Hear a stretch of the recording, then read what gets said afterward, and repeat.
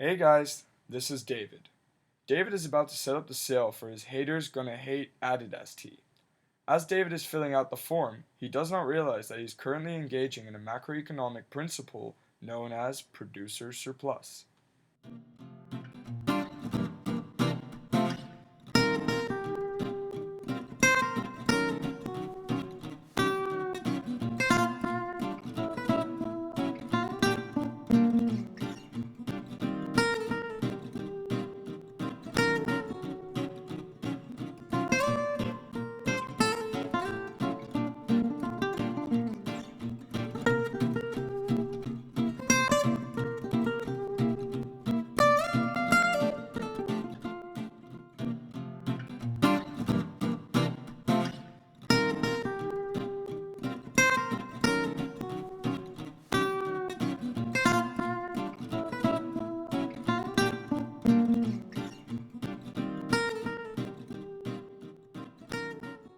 As David is putting up the sale, note that he fills in $8 as a starting price for the auction.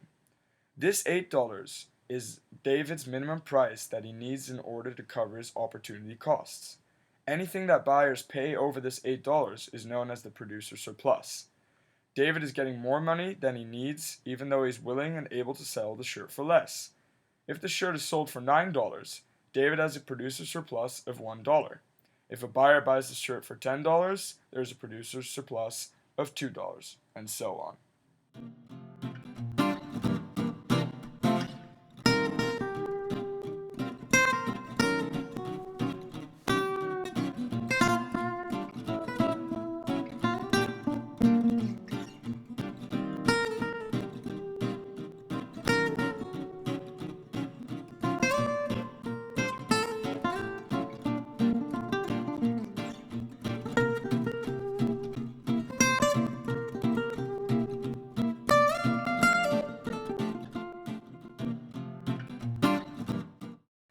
Now let's say that David sells the shirt for the $25 buy it now price, but the buyer was willing to pay more than $25.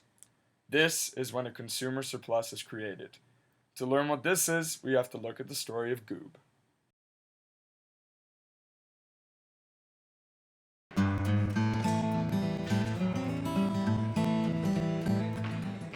This is Goob, a student at Chapman University in his natural habitat.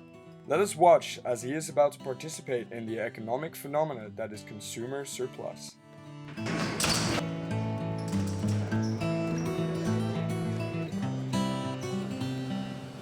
Here, Goob has used his natural instincts to compare the marginal benefits to the marginal costs of this transaction and has determined that he is willing to pay $5 for a bottle of water.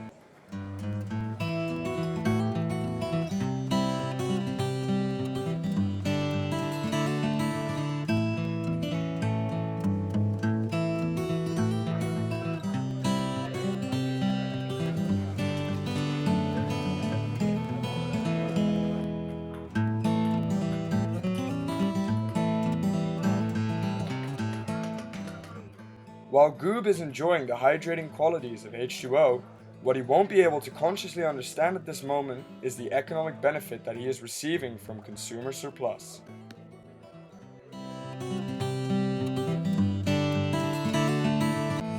Hold up, rewind. Goob was only charged $1 for his bottle of water, but he was willing and eager to pay $5. Consumer surplus is the gain people receive when they buy something at a price that is lower than what they are willing to pay. In this case, for Goob's water purchase, his consumer surplus is $4. Let's look at this graphically. To measure the economic gains from this transaction, we will look at a graph that shows the price of a bottle of water on the y-axis and the numbers of bottles of water on the x-axis, creating a market demand curve for water bottles. We will set the market price at $1. Goob was willing to pay $5 for his bottle of water, so the gains from his transaction can be shown graphically here. Let's say Goob's sober and more realistic friend John comes into Doy's to buy a bottle of water, but is only willing to pay $2 for a bottle of water. While my consumer surplus is only $1, it's still within the price that I'm willing to pay. Even if my consumer surplus is zero, I'd still make a transaction. Let's compare Goob and John's transaction on a graph. It is obvious that Goob's consumer surplus is greater than John's. However, both transactions were beneficial to the consumers. However, if the marginal costs outweigh the marginal benefits, or in other words, the water is outside the price I'm willing to pay, I would not buy the product because it is not enough benefit to me. Each and every consumer will have different values of consumer surplus for different products. When we look at all consumers collectively, we get a graph that looks like this, that shows the total consumer surplus in the market for water bottles. The total amount of consumer surplus is equal to the area under the demand curve and above the market price.